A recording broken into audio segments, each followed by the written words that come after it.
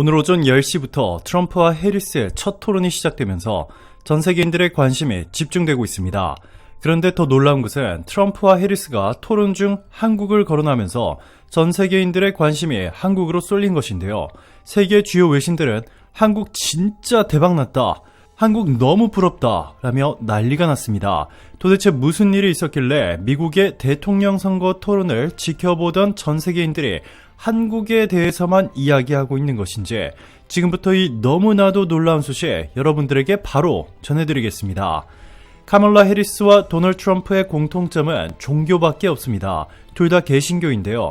이를 제외하면 이 둘은 완전히 극과 극입니다. 78세 뉴욕 출신 백인인 트럼프는 부동산 사업가 아버지를 둔 금수저 집안의 차남으로 펜실베니아 와튼스쿨을 졸업하고 부동산 개발업자 트럼프 그룹을 세워 큰 성공을 거두었죠. 이후 제45대 대통령이 된 그는 이번에 다시 재도전하고 있는 것인데요. 트럼프는 미국 우선주의를 외치며 한국에 훨씬 더 높은 방위비를 요구하겠다고 선포했습니다. 이뿐만 아니라 중국에는 최대 100%를, 한국에도 10%의 추가 관세를 매길 것이라고 알렸습니다. 여기에 더해 불법 이민을 강력 단속하고 우크라이나에 대한 지원을 중단할 수 있다는 너무나 충격적인 발표까지 했는데요. 트럼프와는 달리 해리스는 캘리포니아 출신의 흑인 인도계 여성으로 올해 59세입니다. 자메이카 출신 스탠퍼드대 교수인 아버지와 인도 출신 암 연구 과학자 어머니를 둔 엘리트 집안의 장녀로 하워드대 정치학과 경제학을 전공한 뒤 캘리포니아 대학교 로스쿨을 졸업하고 샌프란시스코 지방검사장이 되었습니다. 이후 캘리포니아주 법무장관 겸 검찰총장을 지냈고 명성을 쌓은 그녀는 연방 상원에 당선, 현재는 미국 최초 흑인 여성 부통령이 됐습니다. 해리스는 트럼프와는 반대로 미국 우선주의 대신 다자주의 및 동맹 강화를 외치며 한국과 대만 등의 동맹국들에 감사하며 더 높은 방위비를 요구하지 않았습니다. 이뿐만 아니라 이민자의 권리 보호 및 시민권 취득 경로를 확대한다고 외쳤는데요. 자, 그런데 진짜 놀라운 것은 바로 트럼프와 해리스가 토론에서 한국 이야기를 할 때 전 세계 외신들이 난리가 났다는 것입니다. 아무것도 두려울 것이 없는 미국의 두 대통령 후보가 유일하게 두려워하는 것이 한국이라는 보도들이 쏟아져 나온 곳인데, 한국의 이것 때문에 이 두 미국 대통령 후보들은 한국에 엄청난 것을 주겠다는 너무나도 놀라운 소식이 전해지면서 전 세계인들은 한국이 부럽다며 난리가 났습니다. 최근 폴란드를 시작으로 동유럽국들이 미국 무기 대신 한국산 무기들을 싹쓸이하면서 전 세계가 발칵 뒤집혔는데요.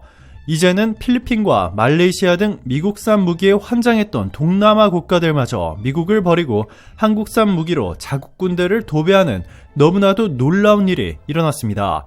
이에 당황한 미국은 도대체 한국 무기가 얼마나 대단하길래 이렇게 전 세계 국가들이 K방산에 정신을 못 차리는 것인지 주목하기 시작했습니다. 최근 한국의 현대 로템이 공개한 K2 전차, 2년 전 폴란드의 완성품으로는 사상 처음으로 수출돼 올해 상반기까지 무려 46대가 납품됐는데요.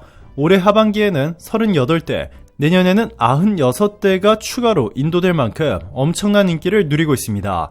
자, 그런데 이것은 아무것도 아니었습니다. 폴란드 대통령 안제이 두다는 MSPO 2024 개막식 직후 한국관에 방문하여 장보고 3 모형 앞에서 하나오션 관계자들의 설명을 열심히 경청했습니다. 두다 대통령은 한국 잠수함의 기능이 매우 우수하다며 특히 잠수함의 강력한 무장과 장기 자막 능력에 깊은 인상을 받았습니다. 장보고 3는 납축 배터리를 사용하는 기존의 잠수함과는 달리 리튬이온 배터리를 탑재하여 장기간 실전 배치가 가능하다는 점에서 차별화된 강점을 가지고 있습니다. 이러한 혁신적인 기술적 특징들은 단순히 폴란드뿐만 아니라 전 세계 방산 관계자들의 찬사를 이끌어냈습니다. 한 방산 전문가는 한국의 잠수함 기술은 지금까지 우리가 봐온 어떤 것보다 더 뛰어나다라며 특히 이 잠수함의 조용한 운항 능력과 효율성은 탁월하다고 말했습니다. 우크라이나 전쟁과 같은 이 불안정한 국제 정세 속에서 동유럽 국가들은 더 이상 서유럽과 미국산 무기에만 의존하지 않고 보다 가격 경쟁력 있고 성능이 우수한 한국의 무기들에 눈을 돌리고 있습니다. 실제로 장보고3는 이러한 흐름을 선도하고 있는 대표적인 한국 방산 제품 중 하나입니다. 폴란드뿐만 아니라 체코, 슬로바키아, 루마니아 등 동유럽의 여러 나라들이 한국산 잠수함에 대한 구매 의사를 적극적으로 표명하고 있는 상황입니다.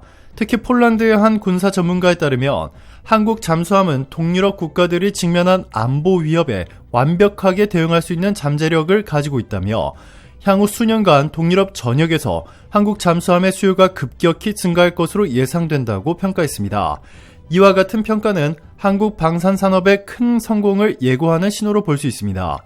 한국 잠수함이 세계 방산 시장에서 차지하는 위상은 이제 막 시작에 불과합니다. MSPO 2024 전시장에 모인 34개국의 770개 기업 중에서도 한국의 방산 기술력은 단연 돋보였습니다. 한국 방산 기업들은 단순히 제품만을 공급하는 것이 아니라 수리 및 유지 보수, 현지 맞춤형 지원 서비스까지 포함한 토털 솔루션을 제공하여 바이어들의 신뢰를 얻고 있습니다. 예를 들어 하나오션은 잠수함 기술뿐만 아니라 현지 특화 유지 보수 정비 기술도 함께 선보이며 현지화 전략을 성공적으로 수행하고 있습니다. 한국의 방산 기업들은 단순히 무기를 판매하는 것을 넘어서 바이어들과의 장기적인 관계를 구축하기 위해 다양한 노력을 기울이고 있습니다. 예를 들어 한국항공우주산업의 카이는 폴란드의 물류본부를 설립하여 현지 기업과의 협력을 강화하고 제품의 신속한 유지 보수와 지원을 보장하고 있습니다. 이러한 노력들은 한국이 글로벌 방산 시장에서 지속적이면서도 믿기지 않을 정도로 빠르게 성장하는 데 중요한 역할을 하고 있는데요. 세계 주요 방위 연구기관들은 세계 방산 시장에서 전혀 존재감이 없던 한국이 단숨에 세계 4대 방산 수출국이 조만간 될 것 같다며 너무나도 부러워했습니다. 아직 놀라기에는 이릅니다. K방산이 얼마나 핫한지 이제는 로키드 마틴과 보잉마저 한국과 손잡기 위해 너무나도 파격적인 제안을 해온 것으로 전해졌습니다. 로키드 마틴과 보잉은 현재 한국의 방산 기업들은 강력한 성능과 합리적인 가격, 신속한 납품 등 3박자를 고루 갖춘 무기체계와 기술 경쟁력을 앞세워 글로벌 방산 시장을 싹쓸이하고 있다. 한국과의 협력은 선택이 아닌 필수가 됐다라며 한국과 손잡는 이유에 대해 설명했습니다. 카이는 미국 로키드 마틴의 헬기 전문 자회사인 시코르스키와 협력하여 우리 군의 특수작전용 대형 기동 헬기 사업 수주를 시작했고 방위사업청이 내년부터 2031년까지 3조 7천억 원을 투입해 진행할 특수작전용 대형 기동 헬기 도입 사업에 카이와 시코르스키는 킹스탈리온으로 불리는 CH-53K를 제안할 예정이며 이 제안은 한국 방산의 새로운 도약을 상징하고 있습니다. LIG 넥스원은 유럽의 항공기 제작 기업인 에어버스 그룹과 엄청난 계약을 체결했는데요. 에어버스 DS와의 위성 항공 방공 기술 협력에 나서며 양사는 다목적 실용 위성 아리랑 6호의 영상 레이더 사업을 통해 쌓아온 신뢰를 바탕으로 R&D 능력을 가속화하고 서비스 분야로까지 관련 사업 영역을 확장할 수 있는 기회를 마련했습니다. 또한 LIG 넥스원은 미국 노스롭 그루먼과도 항공전자, 전자전, 감시정찰 및 해양 분야의 협력을 위한 MOU를 체결하며 핵심 장비 개발과 생산을 위한 구체적인 협력 방안을 모색하고 있습니다. 미국과 유럽의 최고 방산 기업들이 이렇게 한국에 적극적으로 구애하고 있는 것은 지금까지 단 한 번도 볼 수 없는 너무나도 이례적인 상황입니다. 오늘도 감사합니다. 최고로 멋진 하루 보내시길 바랄게요.